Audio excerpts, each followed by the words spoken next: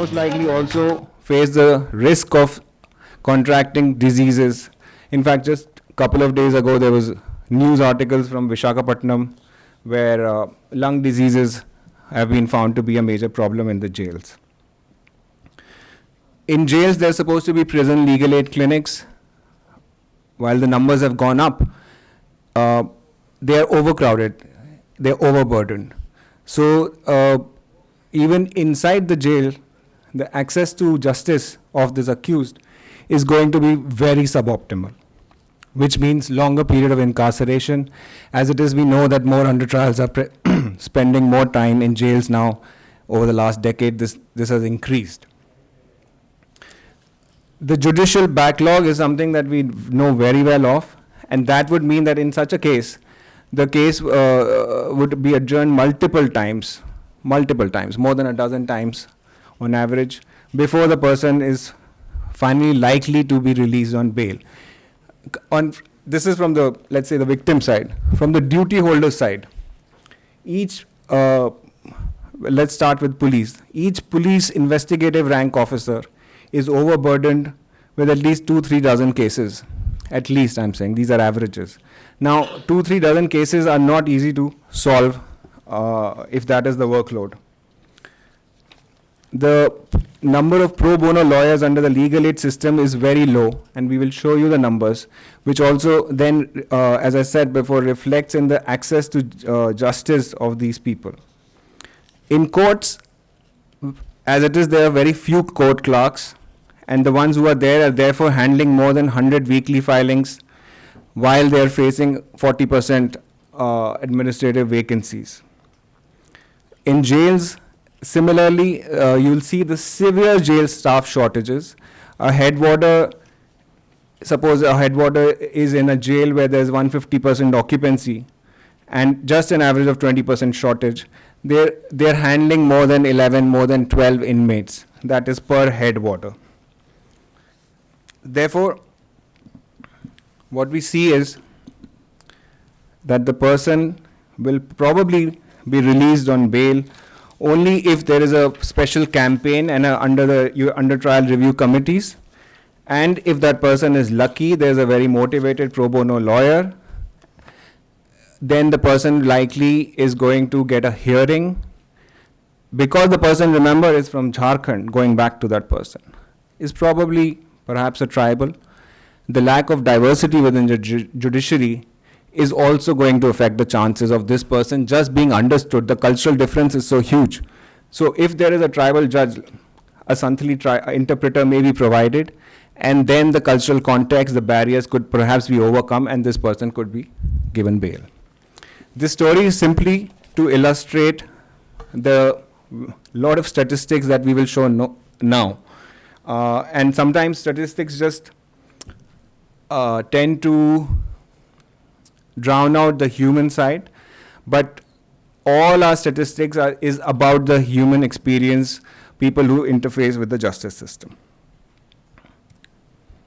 So we'll start the presentation now. Some of this I've already covered. Essentially, justice has become like a game of snakes and ladders. It's an ancient game. It's called Moksha Pattanam. In Sanskrit, it's called Shatranj ul Arfa in Arabic, and it has various names in different contexts.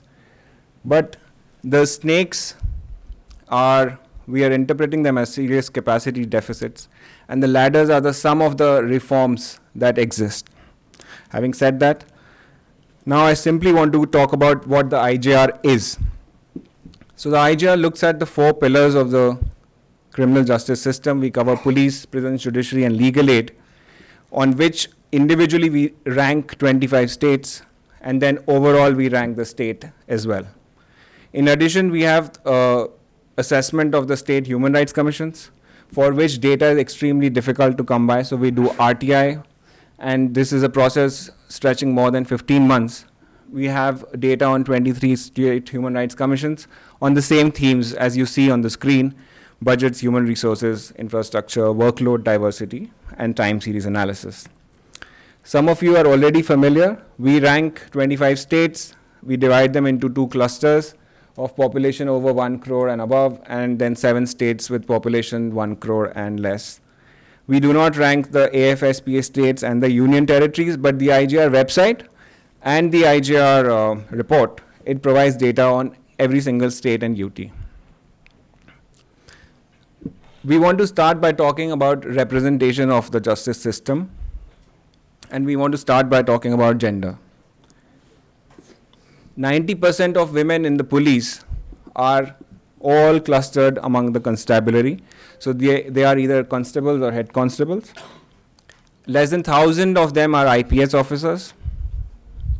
And there are only about 1,000 DYSPs in the country.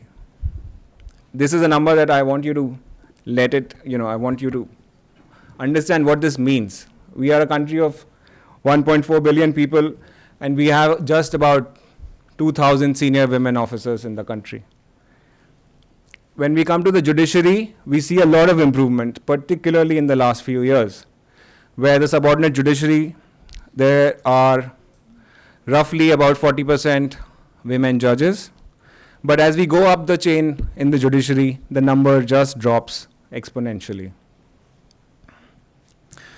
What this means is that what is the probability of meeting a woman?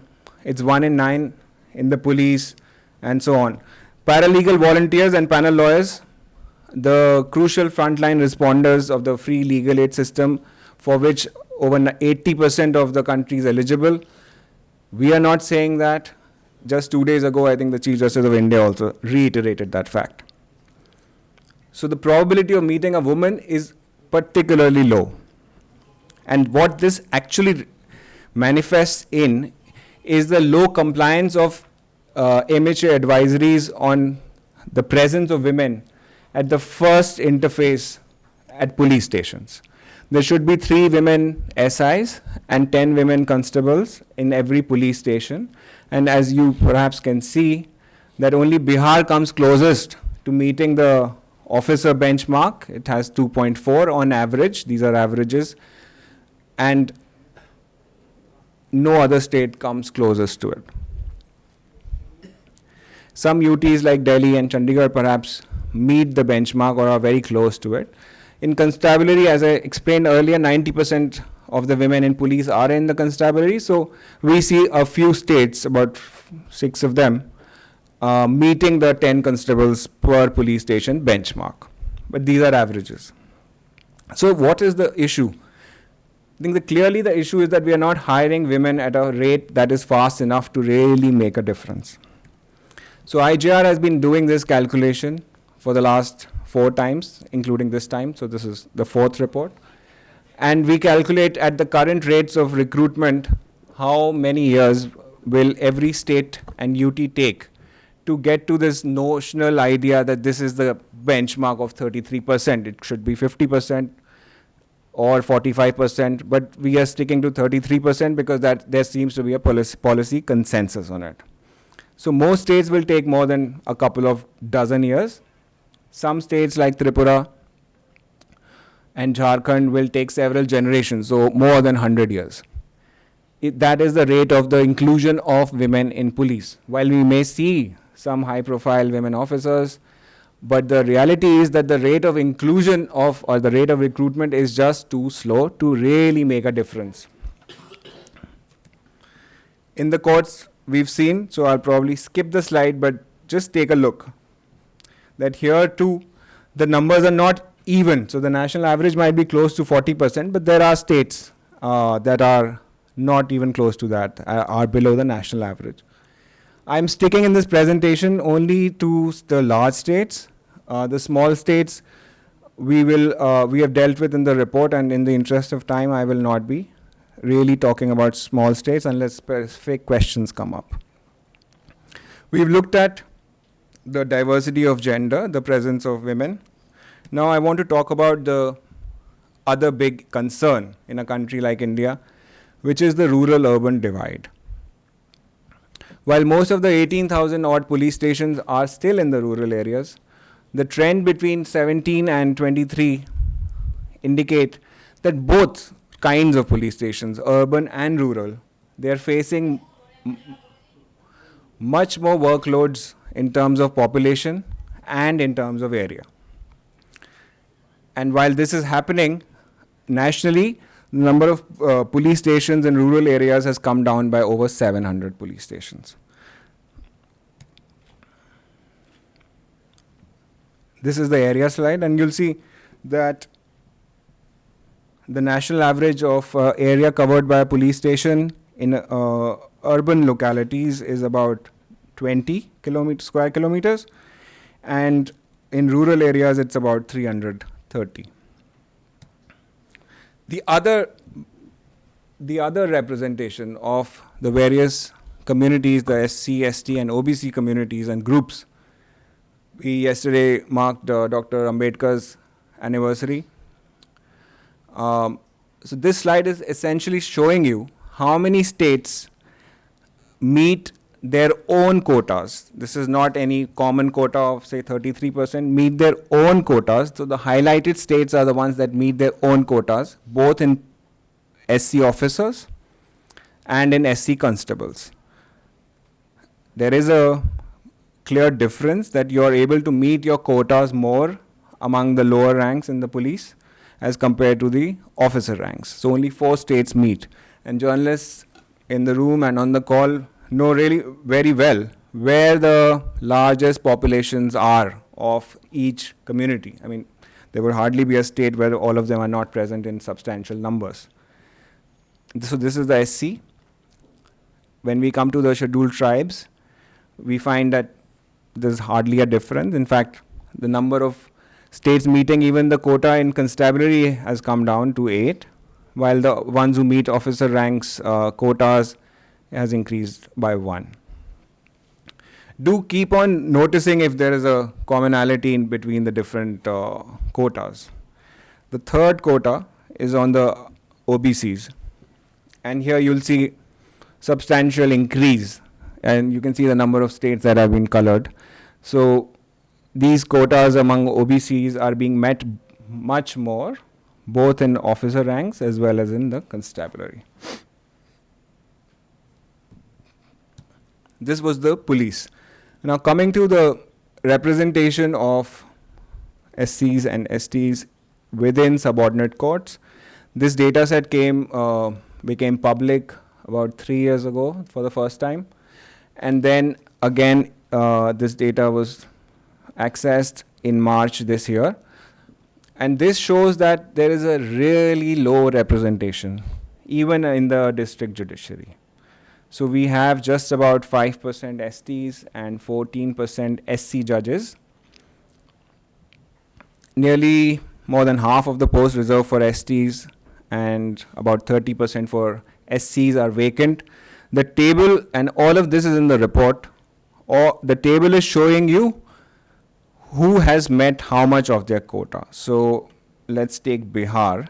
If you want to see in IJR 3, Bihar met 68% of its SC judge quota.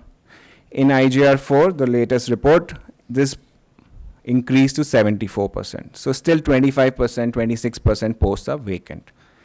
You look at Jharkhand. We understand that to be a tribal dominated state, or a large number of tribal groups are present. Over there we find that in fact there has been a drop from 40% quota being met to now 21%, and so on. So similar, sorry, I was reading that for the SCs. For the STs, the situation is actually worse. In IJR 4, only 16% ST judge positions have been filled in Jharkhand. And you can look at every state.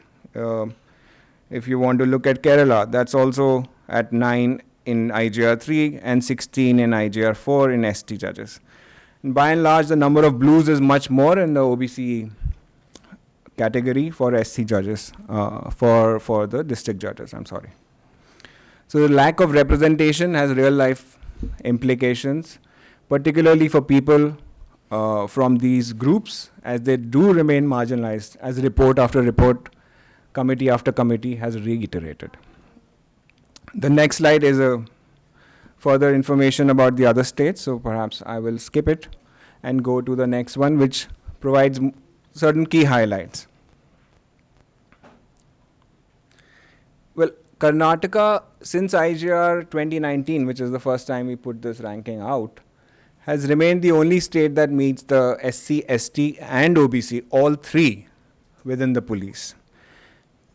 Perhaps it's not a surprise then that it is also the only state that meets the same quota, three quotas in the judiciary.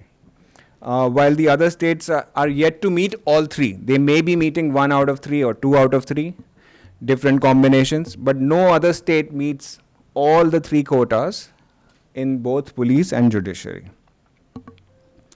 Here too, we see that 61% of the categories are concentrated in the constabulary. When you look at the DSP level, this representation falls to 16%.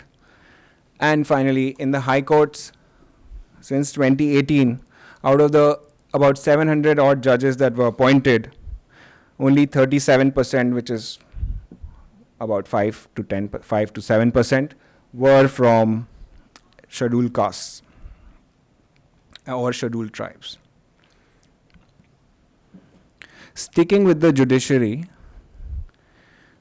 and this is, and my colleagues here, Orgo and Leah and others can perhaps throw more light in the interaction, but the cases pending per judge have increased. In itself, not a bad thing, but the extent of increase is just too much. So if UP is at the high court level, if you just take the average, per high court level about 15,000 cases are pending per judge.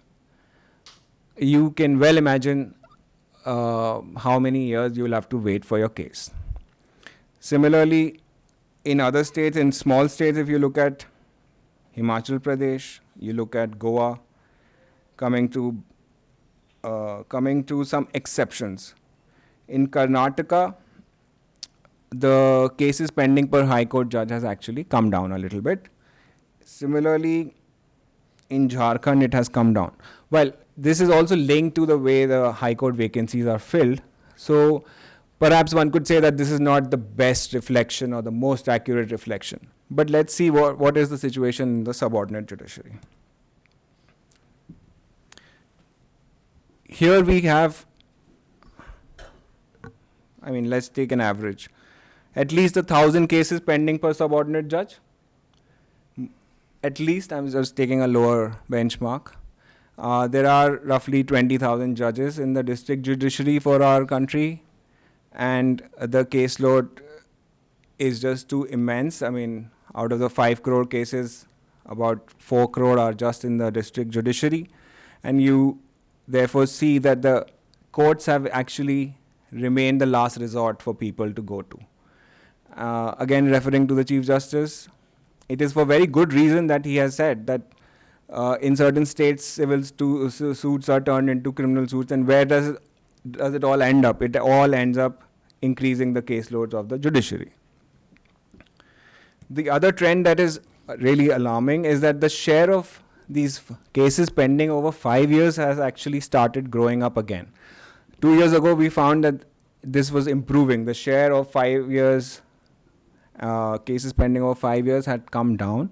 This has started increasing again. So it has increased in Bihar. You have to read it like this. The second value in the bracket is the latest value. So in Bihar, 56.2% cases are pending for over 5 years. In IJR 2022, which was released in 23, this was about 47%.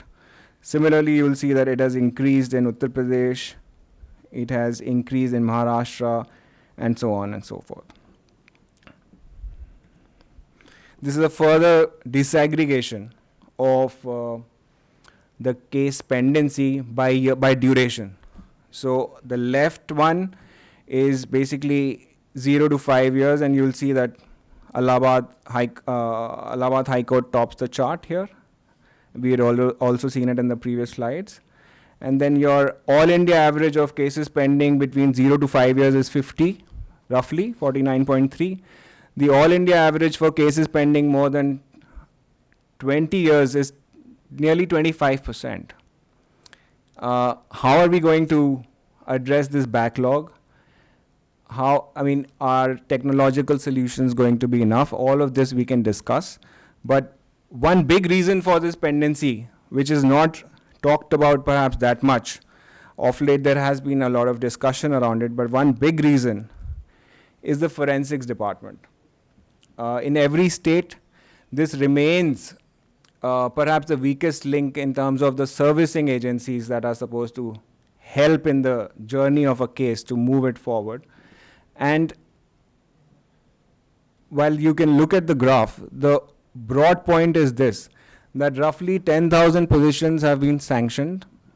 This is the latest data. There are only 10,000 positions, out of which about 40 to 50%, nearly 50% are vacant.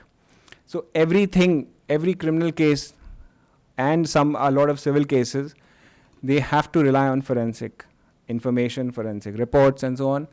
And if they are not even fully staffed, forget about actually reviewing the sanction strength, then naturally there is a huge backlog that is lying at the forensic labs themselves. In fact, the level of awareness about the forensic infrastructure is quite poor. In our interactions, we have found that most people don't even know what is the structure, how many are sanctioned. We've just taken this for granted that there is a forensic department and the report has to come from there. We don't really dig into it. But this is one of the big reasons where cases also tend to get stuck. Of course, if you have the means, you can expedite this process. And while the data on pendency at forensic labs is not available, what is available is this Supreme Court report, an observation in a report where the Supreme Court has said that in about 1,300 custodial death cases, inquiries are pending because of the delay caused at forensic labs. And these are perhaps one of the most egregious kinds of cases. In custodial deaths, if we are not able to expedite the process at forensic labs, what would it mean for an average litigant, for an average case? You can imagine that. And as I mentioned before, less than 50% of the required workforce is actually working. And therefore the question comes, can we see ahead and plan? So we tried to do this projection this time, where we are projecting that the caseload in just the subordinate judiciary will cross 5 crores in 2030. And while it is very simple and easy to blame the judges for it, as I illustrated, it is also other service agencies like the forensics, like the police investigative wings and so on, that have to be talked about. A judge cannot sit there, get everything on his or her table and decide the case. The case has to be serviced and so on. So in subordinate judiciary alone, we will have about 5 crore cases. And in the last 7 years, nationally, not in a single year has the national case clearance rate, which means that if 100 cases come every year, are you able to clear the 100? And these bars are showing you that in the last 7 years, not even once did this cross 100. So naturally, the pendency has grown, and it will continue to grow. Similarly, the bottom 4 bars are showing you the sanctioned and actual strengths of judges in 2016, 17, and 25. So there you can see that the sanctioned strength of judges grew only by about roughly 2,000 over these many years. And is that rate of reviewing, is this process enough? Is it robust enough to actually plan for the increasing caseload of the judiciary? It's not.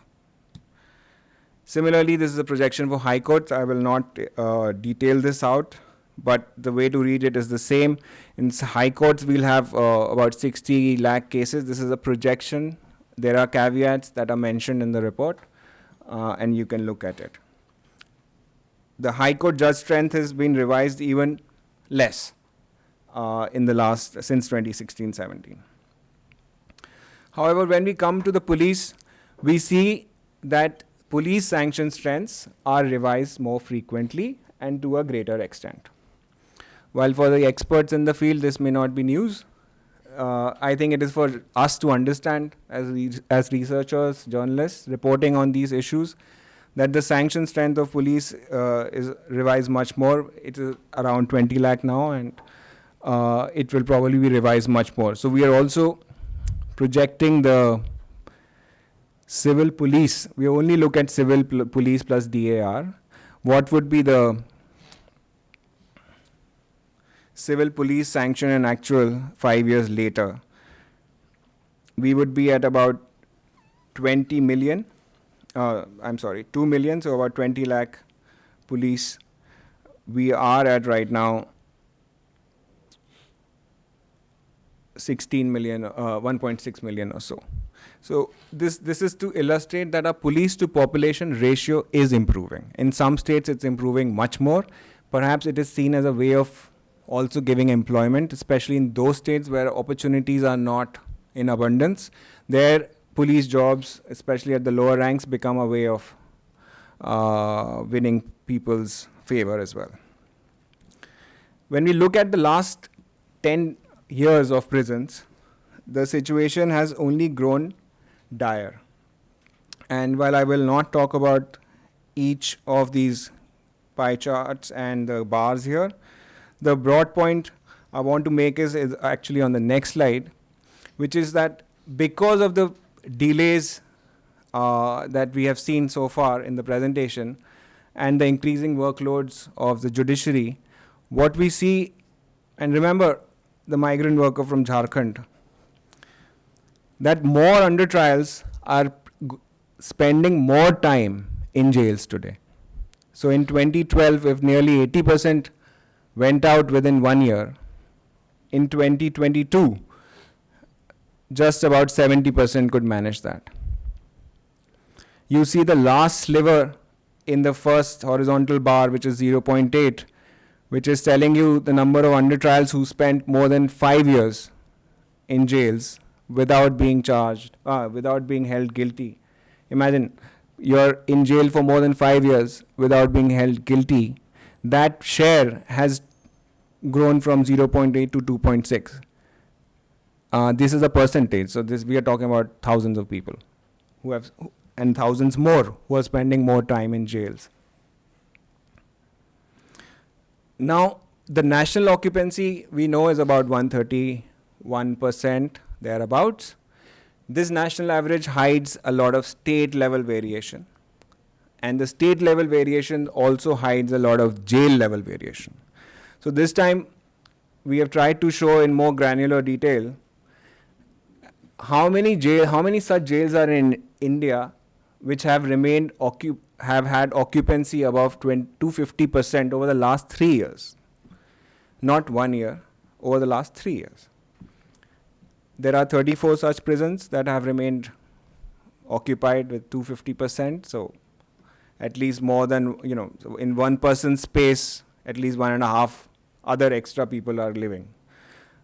When we put the threshold at 200%, we reach this figure at 85 prisons. When we lower the threshold to 175 to 200, this number crosses 391 prisons. And we have all this information in the report, and it will soon be uploaded on the website. But most of these 250% occupied prisons happen to be in Uttar Pradesh, about 18 of them. These are the names of those jails, and you can take a look. There are Agra, Bahraich, and so on, Pratapgarh. There are too many of them.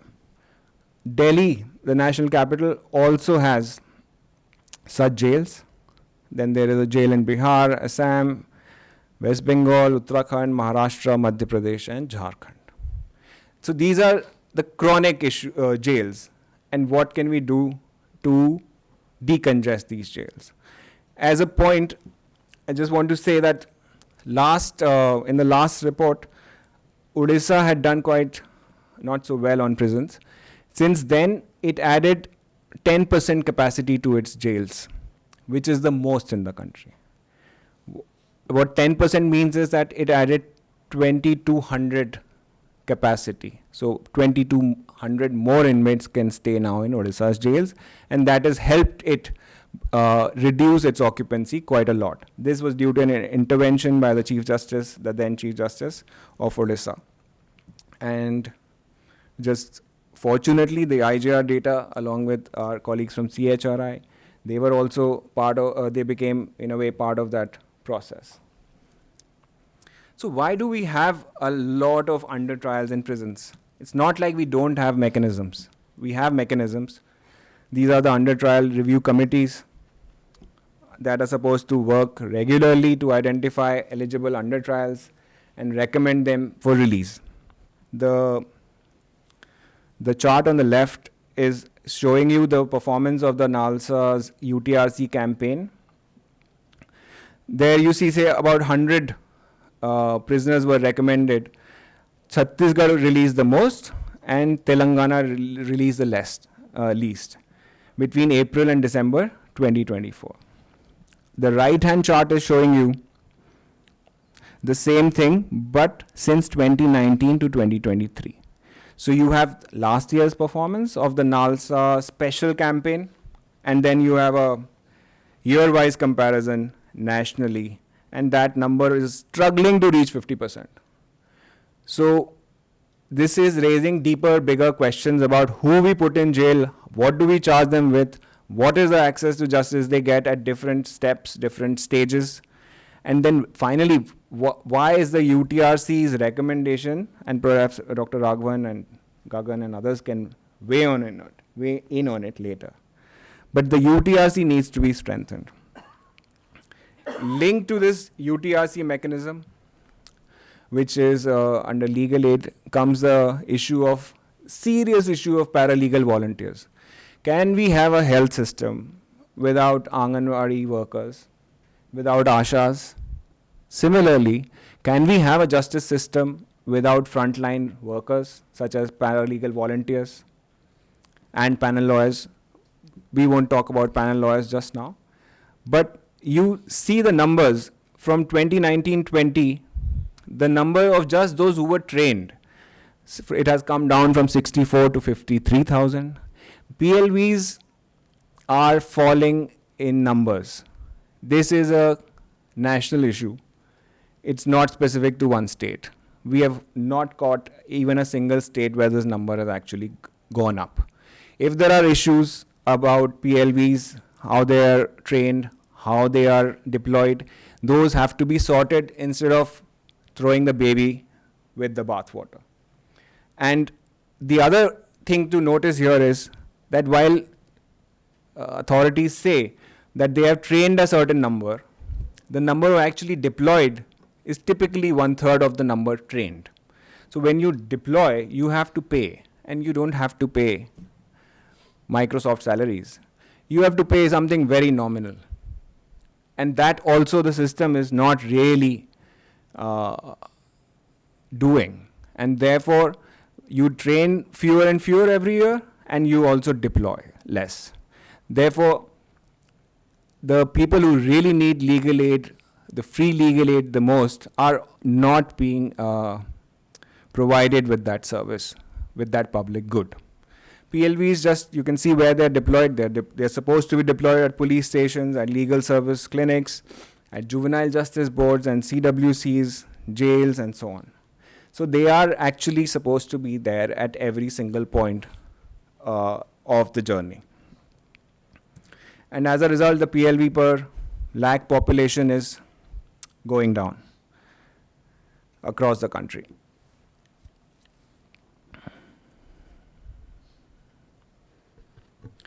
One of the things related to the overcrowding, and I just want to quickly run through this, is that when we have overcrowded jails, criminals who we are trying to extradite are able to get relief in foreign courts by citing the inhuman conditions of Indian jails, such as this gentleman on the screen.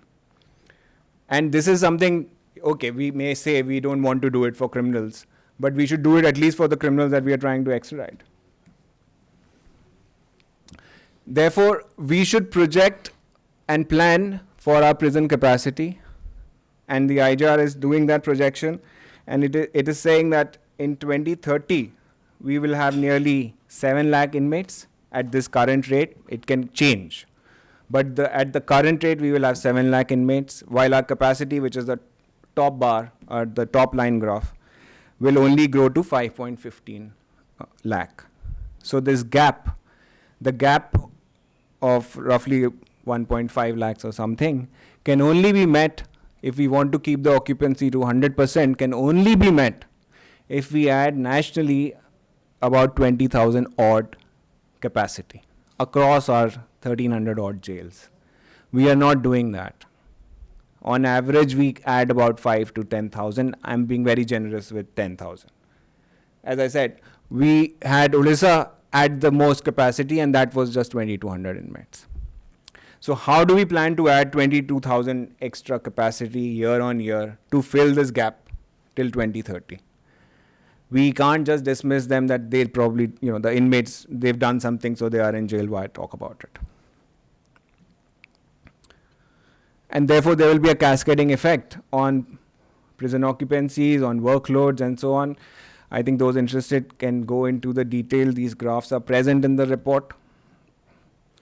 Coming to the issue of the health of and the mental health of inmates,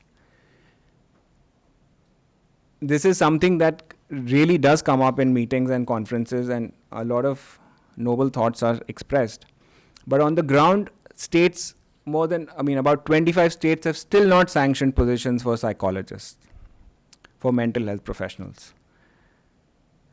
And there are only 25 psychologists as of now, officially, for our over 5 lakh inmates across the country. And most of these 25 are in 3-4 states. So while we may have those other sessions, life skills, wellness, and so on, the fact is that mental health of prisoners is being completely ignored, and there's nothing really being done about it. Again, I would look for the interaction to our colleagues from Prayas and other colleagues to weigh in on this issue. All of this that we just talked about is grounded, of course, in processes of recruitment, of planning, of implementation, but it is also grounded in the resources that we have allocated, that we continue to allocate for the justice system. Why don't we talk about the justice system the way we talk about the health system, the way we talked about the education system, and we said X percentage of the GDP must be spent on health services? When can we start looking at justice as a service, as a public good, and start looking at it from a public service point of view? As of today, the highest per capita spend among the 4 pillars is on police. Perhaps no surprises, the workforce is very large. But that is no excuse to give only 6.4 rupees to legal aid. That's what we are spending per capita on legal aid nationally. And the judiciary is also too low. It's less than 200. It's too low per capita spending on our judiciary, while there have been reports and there will be reports that will say that the judiciary is not able to always even utilize the funds it is given. But we can discuss that. But right now, what the disaggregation of per capita allocations and spending on justice system shows that it is too low. Leave aside police, but it is definitely too low for the other 3 pillars. So just take a moment to absorb this. Punjab spent the highest per capita in both judiciary and police, while Bihar spent the least in both. Haryana and West Bengal are gaining the top and the bottom spots when it comes to legal aid. So the highest state spent per capita on legal aid was rupees 16 in Haryana. In this kind of per capita spend, whether it is police is roughly 1,300 rupees, you can't even secure your house with a decent quality lock. If you are in Bihar and you've had a good meal of a couple of plates of litti chokha, you've probably spent already the per capita spend on judiciary, and we'll leave the Bengal per capita spend out, I think just 2 rupees, you probably get nothing, not even in Bengal. The national spend per inmate is also very low. People and states are spending much more on the protection of other schemes that are more emotional, that are related to emotional issues. And this is just to think together that when it comes to cash transfers, these various schemes, popular schemes that are announced, so Madhya Pradesh is saying that I'm ready to disburse 22,000 crores for a cash transfer scheme. And we can look at Madhya Pradesh's budgets and add them up. They will probably not come close to this amount. And similarly, in other states. It's not one state. This has become a contagion, and it has spread to other states. So what all this has meant is that IJR ranks states on capacity, on all these 4 pillars individually as well as together. Ranking is with you. Most of you have the press release. You will be sent the press release. So I will not spend too much time over there on the ranking. But yes, we can look at it to say that the southern states have swept the top 5 ranks, while the rest of the countries is struggling to get to the top. Among small states, there's not much of a variation since last time.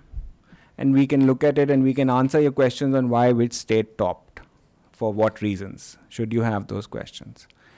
When you come to the pillar ranking, this is the grid, it's in the report, and you can have a look yourself and we can answer the questions. But before we close, and I'll just take 2-3 minutes, want to talk about something that is very close to our heart, particularly Maya's heart, which is the functioning of the state human rights commissions. This body supposed to protect us in cases of violations by state agents. We did a RTI study. We filed RTIs to 23 SHRCs. Our colleagues worked for 15 months collating, replying, following up, calling them, literally pleading them to give data. And the result of all of this is on the screen. These are just the highlights. So 3 states do not have an investigative wing in their SHRCs. So how are they going to investigate egregious instances of violence? States like Jharkhand, Telangana do not have chairperson or members. So they are headless. The inclusion of women is non-existent at the top level. There are no women chairpersons. In many cases, we find that, not so much in this report, but we found that they are acting chairpersons. So in Chhattisgarh, there's an acting person since 2018. There are a lot of vacancies. Very few, less than 5% of the cases are initiated suo motu. I am not going to reflect on the quality of the SHRC work. We are on capacity. So on capacity, the data is showing that their allocation, their fiscal allocation is extremely low, less than 150 crore for all 23. And this is a detailed section in the report. You can have a look at this. This is purely RTI data. This is not from any public authority. In fact, SHRCs themselves do not maintain records in their annual reports and so on. But before I close and come to the recommendations, I want to skip some slides and talk about improvements as well.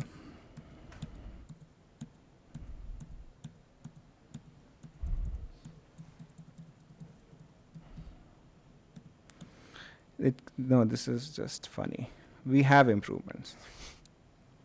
It may seem like there are no improvements, but states are improving.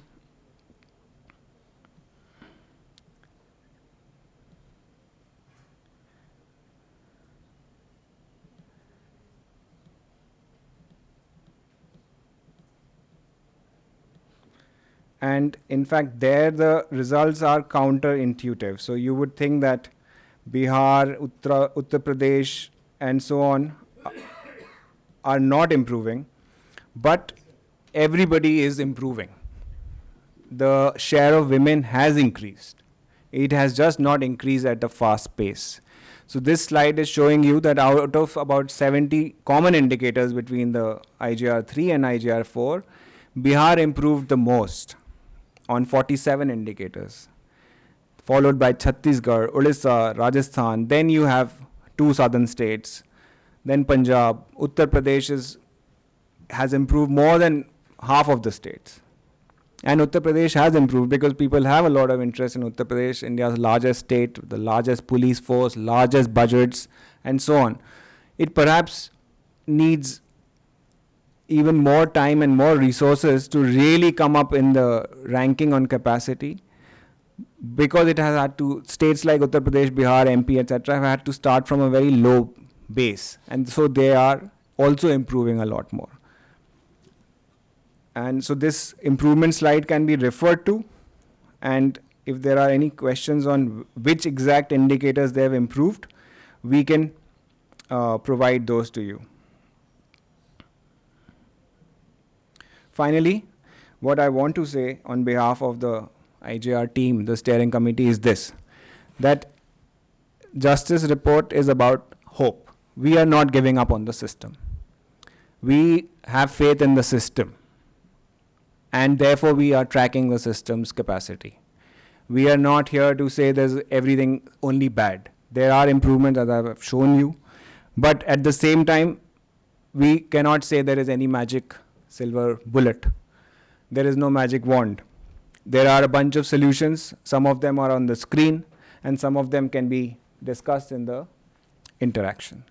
With that, on behalf of everyone here, I want to thank all of you online as well as those in the room for listening to the presentation. Thank you very much.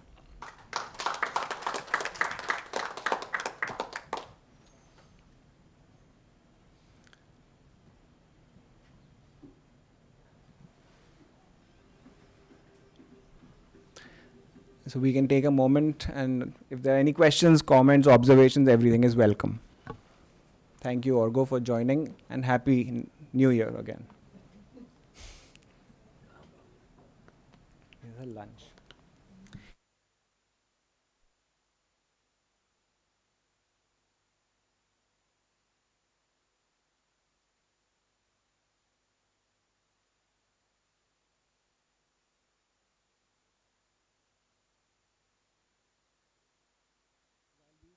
While we think about our questions, I want to ask our Maya, Vipul, do you want to? Everybody can speak for 2 minutes. Yeah, sure. No, you begin.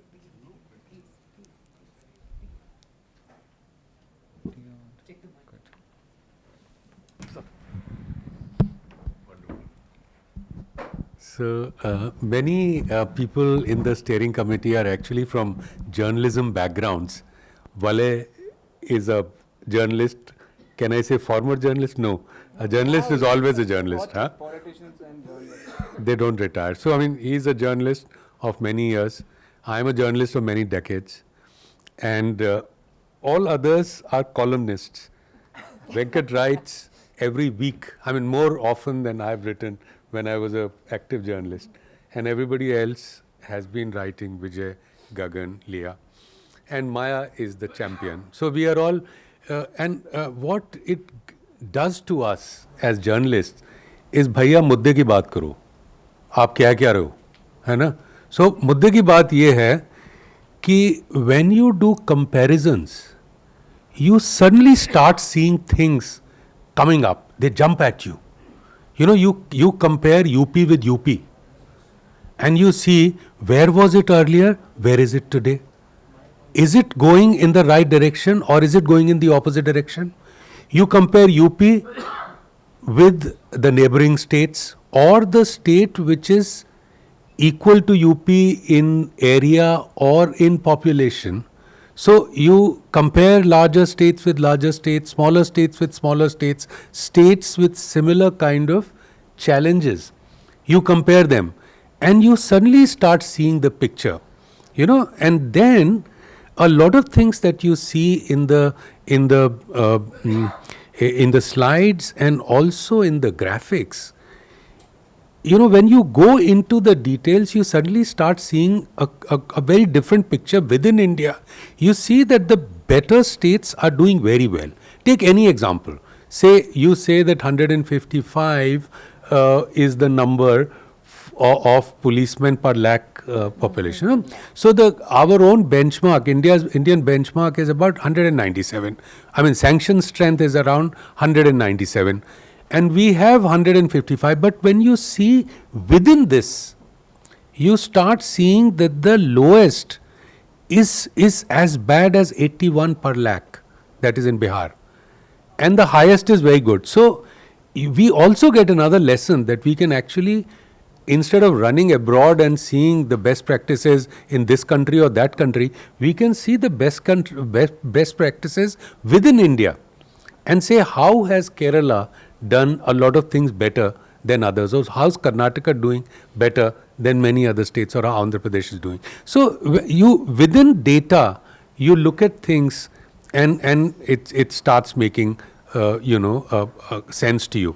So I mean, and one more thing I'd like to say, that with a team like this, it's like a dream team under the leadership of Maya Daruwala, because she sees the big picture and she says that you show me where is it going, up or down. If you're going towards Calcutta and you are found to be near Kanpur, you are going in the right direction. But if you are found near Bhopal, then you're doing completely different direction. She doesn't want to see that. She wants to see, show me the good picture, show me the bad picture, show me what is happening. We are all getting old. There's very little time. We want to leave a better India. So I think that is the message from Maya Daruwala, and of course everybody else. No, I just wanted to, Hindi में general साहब ने मुझे पूछा क्यों कर क्यों रहे हो, तो मुझे एक शेर याद, कविता याद आई कि मैं बेपनाह अंधेरों को सुबह कैसे कहूँ, मैं इन नज़ारों का अंधा तमाशबीन नहीं हूँ. I think that's the point कि ये अंधेरों के नज़ारे में हम तालियां ही नहीं बजा सकते. I think the IJR is a forensic report, and it shows that we spend the least on forensic. But ultimately, I think what Vale said, and I want to underline that, see, it's about, Sarkar is about public investment. पैसा कहाँ डालते हैं, उसके पीछे नीति क्या है कि जब मैं पैसा डालता हूँ तो क्या वो पैसा जो सबसे ज़्यादा वल्नरेबिलिटी है उसको एड्रेस करता है, या जो अच्छी बातें हैं, मैं आलीशान मकान बनाऊं बट मैं कटिंग एज पैरालीगल वॉलंटियर में नहीं डालूं पैसा, और डालूं तो मैं उनकी तालीम में कितना डालूं. मैं 3 साल वाले लॉयर्स जो 5 साल की तालीम देता हूं, प्राइवेट यूनिवर्सिटीज़ में 10, 12, 15 लाख रुपया खरीदते हैं, बट मैं एक पैरालीगल वॉलंटियर जो सबसे ज़्यादा वल्नरेबिलिटी को एड्रेस करता है, मैं उसको 2 दिन की ट्रेनिंग 2-2 घंटे की देता हूँ. तो मेरी नीति के ऊपर नियत का सवाल आ जाता है कि मुझे क्या जस्टिस चाहिए. मैं पुलिस के ऊपर सबसे ज़्यादा खरीदता हूँ, वेरी गुड, तालियाँ, बट क्यों खरीदता हूँ और किसके लिए खरीदता हूँ, ज़्यादा बंदूकें लाने के लिए खरीदता हूँ. आई थिंक ये सब सवाल एक हिडन एजेंडा में अगर आप रिपोर्ट पढ़े तो आपको आ जाएगा. बहनों को, औरतों को क्यों नहीं ले रहे हम, क्योंकि मर्दानगी है पूरे जस्टिस सिस्टम में. आई थिंक ये सवाल हम खड़े कर रहे हैं, इसलिए ये फॉरेंसिक रिपोर्ट है. एंड द आइडिया इज कि अगर as journalist you look at the report and highlight the critical areas, वहाँ इम्प्रूवमेंट चाहिए. I think that would help. और ये एक जस्टिस रिपोर्ट 1 साल 2 साल नहीं, ये 5 साल 7 साल के बाद एक पब्लिक डॉक्यूमेंट बनता है जिसके ऊपर पब्लिक पॉलिसी आधार रखती है. तो हम इसकी आधारशिला बने. एक justice report public policy on justice की आधारशिला बने, ये हमारी कोशिश है. इतना ही बोलूँगा.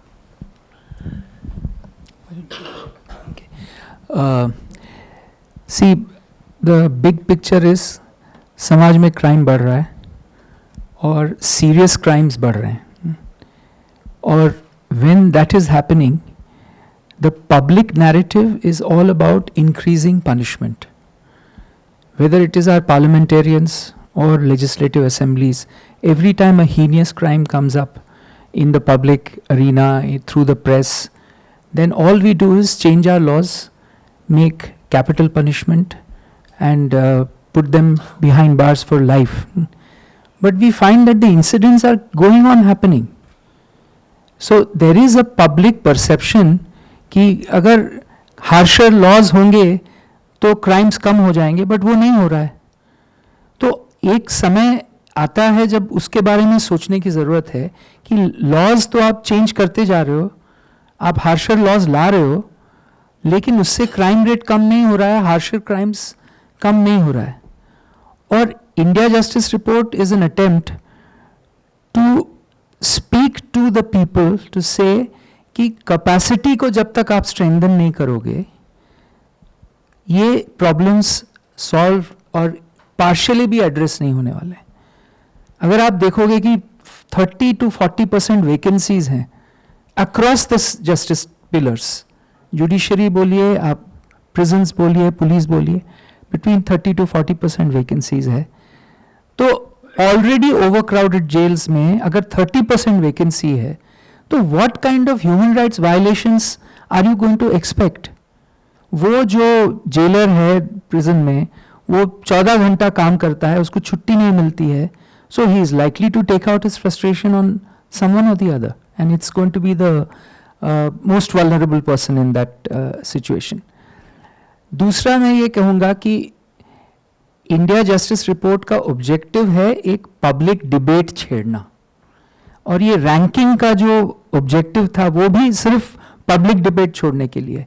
अब आप देखोगे कि southern states are doing better than northern states. So is that a question that we should be talking about? Why are the southern states doing better than the northern states?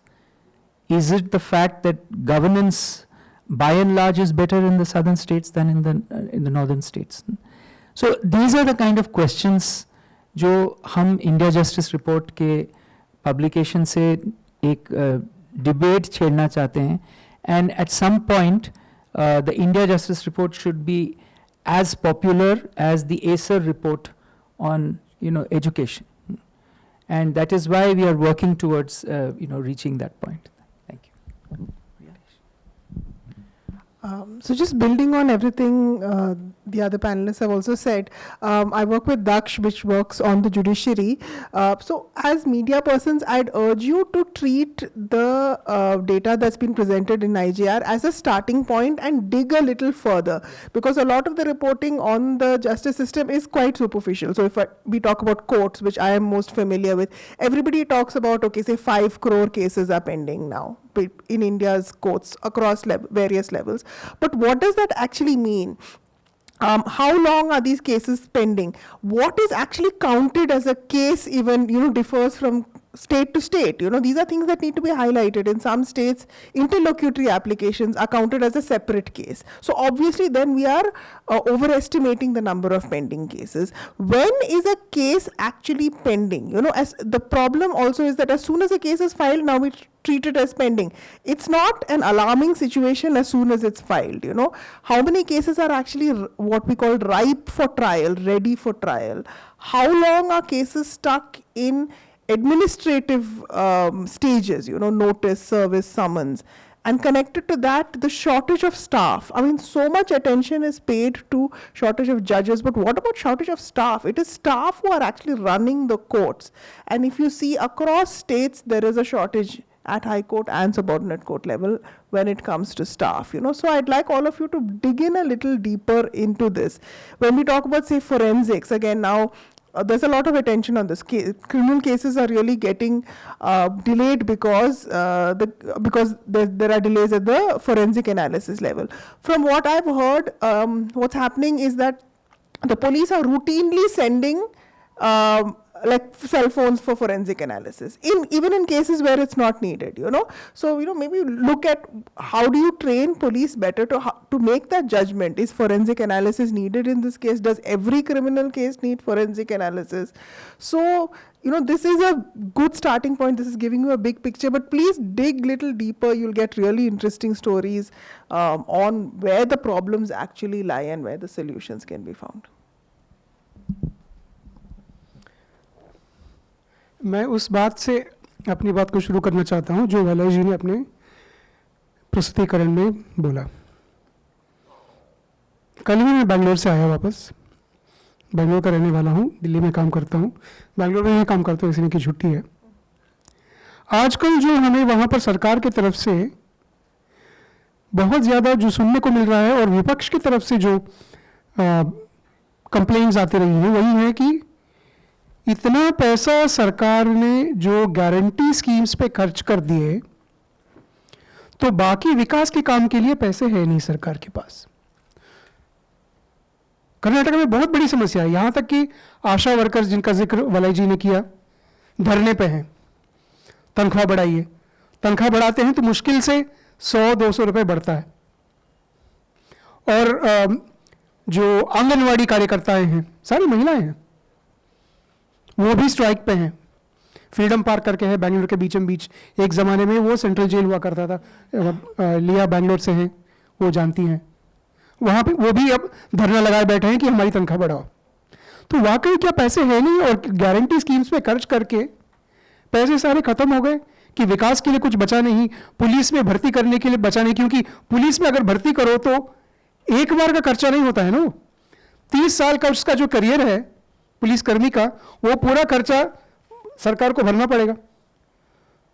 तो मैं केवल 2 बातों को आपके सामने रखना चाहता हूं, एक बहुचर्चित है और दूसरा मैं चाहता था कि वो चर्चा में आए लेकिन आया नहीं।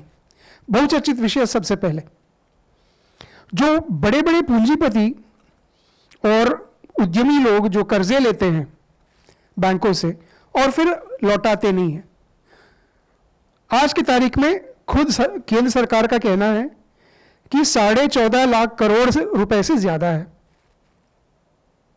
अगर मान लो इसका आधा हिस्सा भी अगर सरकार वापस वसूलने की क्षमता और प्रयास करती है तो जिन बातों को वलय जी ने अपने प्रेजेंटेशन में आपके सामने रखा, बहुत सारी जो कमियां हैं उनको सुधारा जा सकता है। लेकिन कहते हैं नहीं ये तो बहुत कंप्लेंट वाले, मतलब काफी लंबा सिलसिला है, इतना पैसा वापस आएगा नहीं। तो ठीक है। दूसरा जो कम चर्चित विषय है, आज की तारीख में सरकार के द्वारा नियुक्त किए गए महालेखपाल, controller and auditor general of India, उनका कहना है कि जो टैक्स बकाया है हमारे देश में कई सालों से 19.5 लाख करोड़ है। टैक्स, ऋण तो छोड़ दीजिए, सरकार को जो पैसा मिलना चाहिए इनकम टैक्स और कॉर्पोरेट टैक्स के माध्यम से, उसका बकाया 19.5 लाख करोड़। ठीक है, आप कहते हैं 19.5 लाख करोड़, अरे 16.5 तो 14.5 तो हम नहीं ले पाए, 19 कहां से लेंगे? ये 19.5 लाख करोड़ में से 3 लाख करोड़ से ज्यादा ऐसा कर्जा है और ऐसा बकाया है जिसके ऊपर कोई भी डाउट नहीं है, टैक्स पेयर के तरफ से कोई उसके ऊपर आपत्ति नहीं जताई गई। बकाया क्यों है? क्योंकि इनकम टैक्स डिपार्टमेंट ने उसको वसूलने की प्रयास नहीं किया। कौन कह रहा है? हम में से कोई नहीं कह रहे, सरकार के द्वारा नियुक्त महालेखपाल कह रहे हैं अपने रिपोर्ट में। और आप यकीन मानिएगा, मैं इस बात को क्यों उठा रहा हूं, वो दूसरे एक बात से उठा रहा हूं, उसको जोड़ना चाहता हूं कि उस सीएजी के रिपोर्ट के ऊपर आज तक, पिछले साल आया वो रिपोर्ट, आज तक हमारे पब्लिक अकाउंट्स कमेटी में चर्चा नहीं हुई है। ऋण वापस लेना तो बात की बात है, सरकार को आधिकारिक रूप से जो पैसे मिलने चाहिए टैक्स पेयर की तरफ से, उसको बिना कोई डिस्प्यूट के जो 3.5 लाख करोड़ है उसको लेने में परेशानी हो रही है। तो ये वाले रिपोर्ट्स कहां चर्चा करेंगे? पैसे हैं, लेकिन जिसको कहते हैं ना इच्छा शक्ति, एक तो जुटाकर पैसों को लाकर फिर उसको खर्चा करना इन बातों पर, वो इच्छा शक्ति नहीं है। इच्छा शक्ति केवल हमारे 5 साल में एक बार होने वाले चुनावों को जीतने के बारे में है बस। और अनफॉर्चुनेटली जब तक आप लोग साथ नहीं देंगे, उन चुनावों में इस प्रकार की रिपोर्ट के जो मुख्य निष्कर्ष जो हैं वो मुद्दे नहीं बनेंगे, क्योंकि लोगों तक इस रिपोर्ट का इतना, मैं वो सारे ग्राफ्स देख रहा था जो वजह जी प्रेजेंट कर रहे थे, मैं सोच रहा था कि एक तो इसके ऊपर कितना काम हुआ है और इसको लोगों तक पहुंचाने के लिए सरल रूप से और कितना काम करना पड़ेगा। तो इसलिए मेरी आप सबसे गुजारिश ये है कि इस रिपोर्ट के जो रिकमेंडेशंस हैं, इसके फाइंडिंग्स जो हैं, इसको कृपया गंभीरता से लें और ज़्यादा से ज़्यादा इसके बारे में लिखें, ताकि ये हमारे जो नेता हैं, जो जनप्रतिनिधि हैं, उनकी नज़र में ये पड़े और जो विपक्ष के जो जनप्रतिनिधि हैं इन बातों को वो सदन में उठाएं, ना कि केवल पॉलिटिकल बातों को वहाँ पर लेकर फिर सभा से वॉकआउट या फिर अब्सटेन, ये जो भी रोज़मर्रा का जो तमाशा चलता रहता है उससे हटकर ये जो मुद्दा है इसके ऊपर सीरियसली फोकस करें। मैं क्यों कह रहा हूँ, अंतिम बात, आप पूरे देख रहे हैं पूरे देश में, पूरी दुनिया में, संसार में कितना उथल पुथल हो रहा है। आर्थिक नीतियों की वजह से जो उथल पुथल हो रहा है, बहुत ही जल्द क्रिमिनल जस्टिस सिस्टम पर भी ये असर करने वाला है। क्यों? कॉन्फ्लिक्ट बढ़ने वाला है, कॉन्फ्लिक्ट तो बढ़ेगा ही। Is our system prepared to deal with that? कहते हैं कि हमारे देश में एक जमाने में 5 ईयर प्लानिंग था और उस वक्त तो कह रहे थे कि हमारे एक जो कॉम्पिटिटर नेशन जो है वो 50 साल तक प्लान करता है। हम आज की तारीख में कम से कम 5 साल के लिए तो प्लान कर ले इन मुद्दों पर, तो बहुत बड़ी बात हो जाएगी। धन्यवाद। Final word to Maya. You guys are not asking questions. We can go on. आपको कुछ पूछना नहीं है किसी को भी? Sir,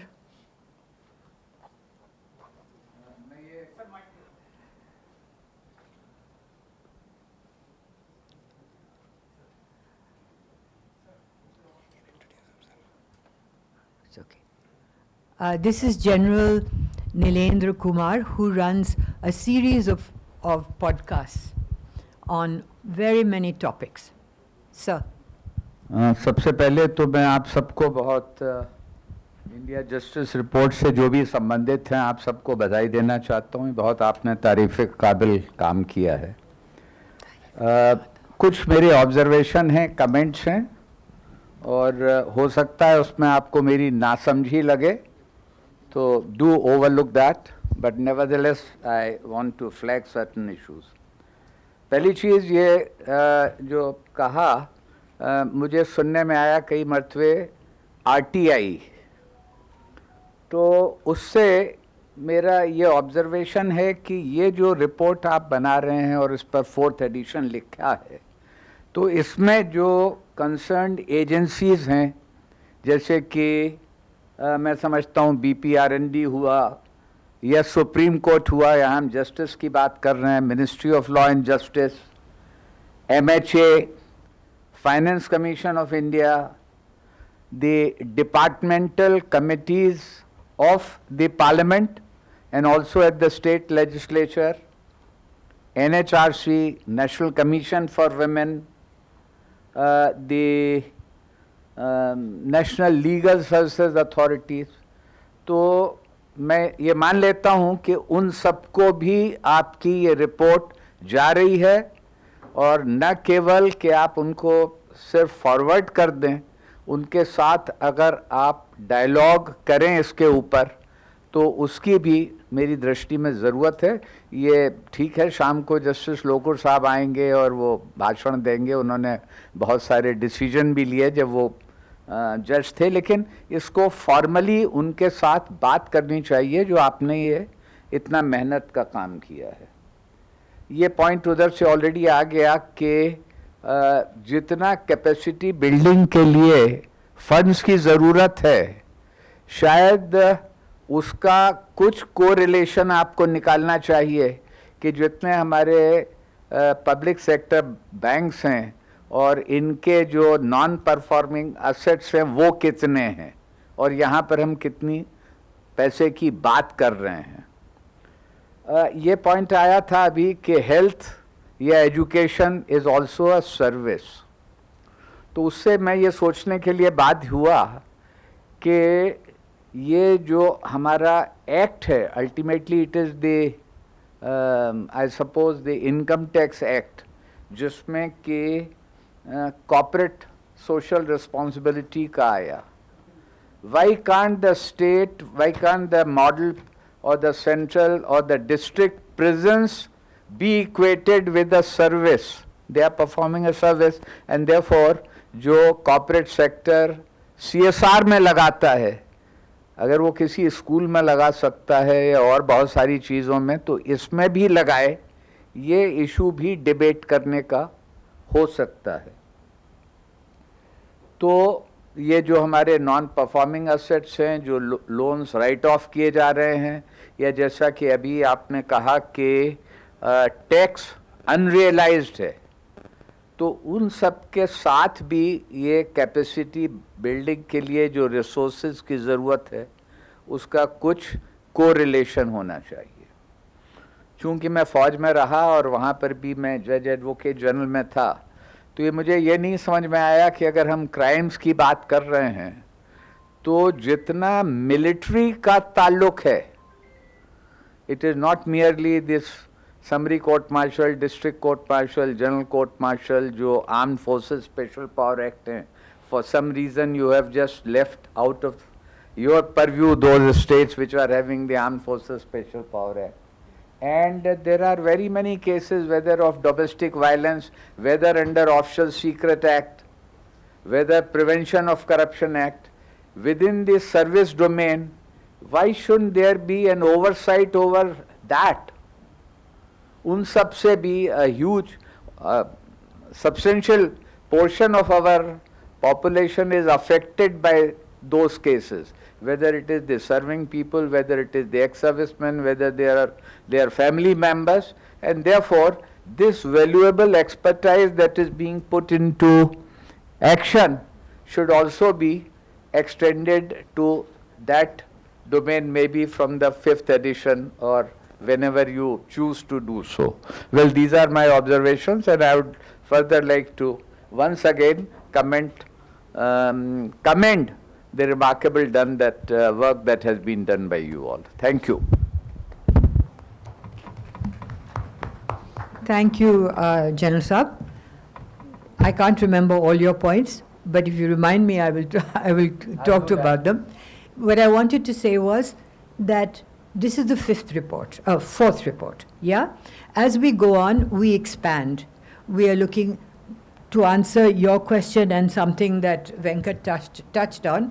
We are going to bring out by July, August, something called Budgets for Justice. Okay? That will look at a deep dive on where the money is spent, how much it is spent, what is the utilization, how does it correlate to the GDP of that state, etc. And that will again chero a debate on how much money really is spent on this essential service. I keep on saying that the India Justice Report came about because we wanted to persuade and point out both to policymakers and also to the public, and particularly to the media, that just like you have Anganwadi workers, just like you would not now say that any village should have no primary health care center. Why are we not treating something as essential, such a pillar of democracy like justice, access to justice for everyone? Why are we not treating it on par? No developing country has got money for everything. But yes, priorities are shown by what you spend money on. And one of them is definitely not justice at the moment. And within the justice sector, certainly upskilling, training is not there.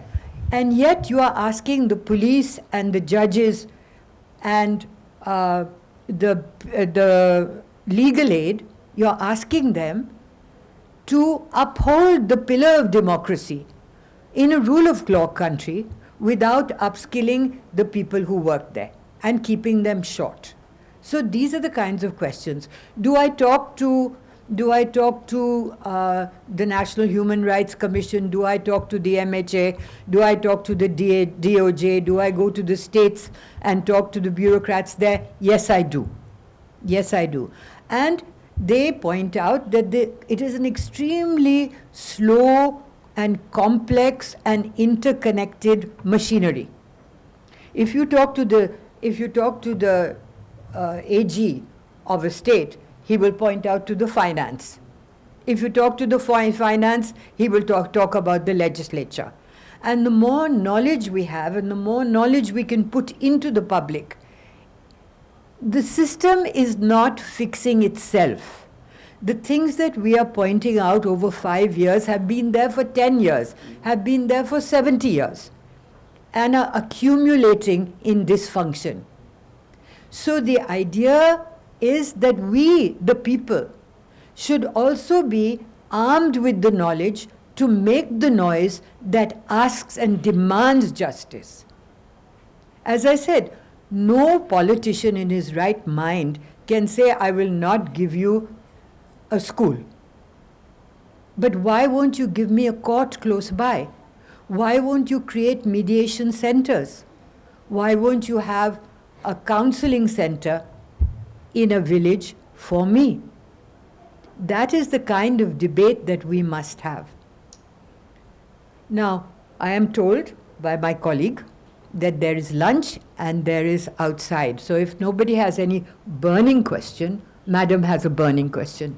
Please. Not a burning question, just a question. Sorry. Sir, can you pass the mic? Could you be loud enough? That's- No, there's a recording. recorded, yeah.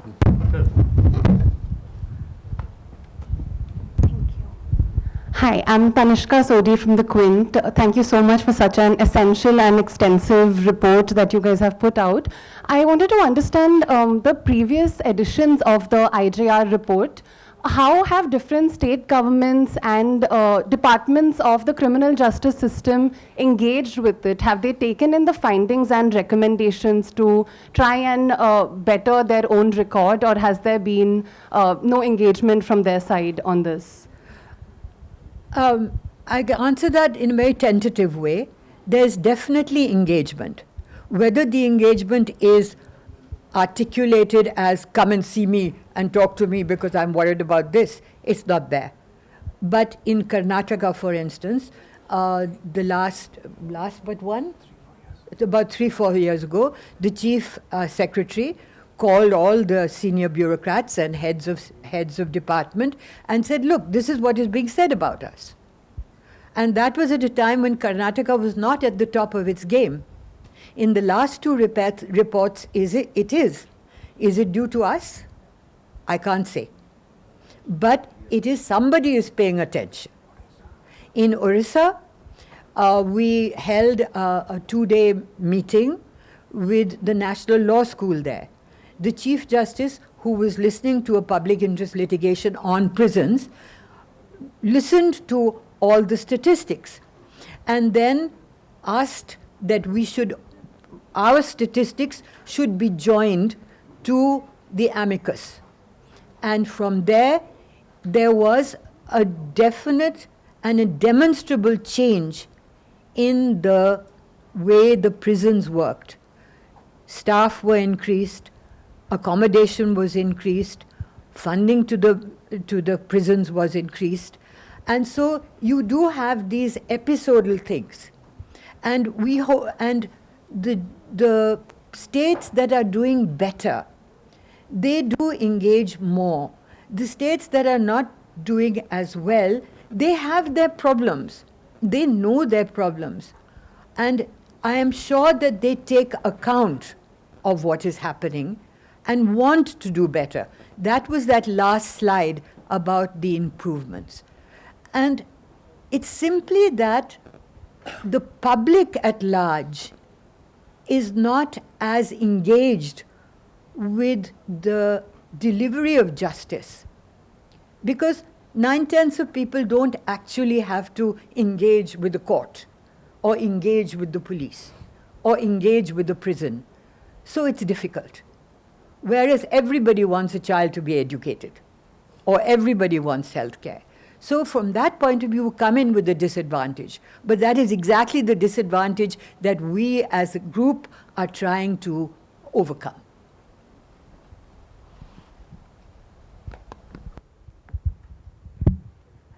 And all this is lunch. Thank you very much. Thank you, everyone here.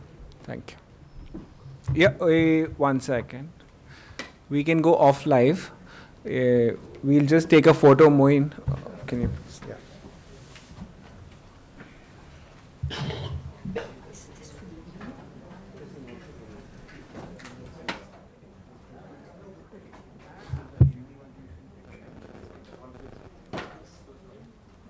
This is a study on recruitment, because we thought that that was one of the most bunyadi things.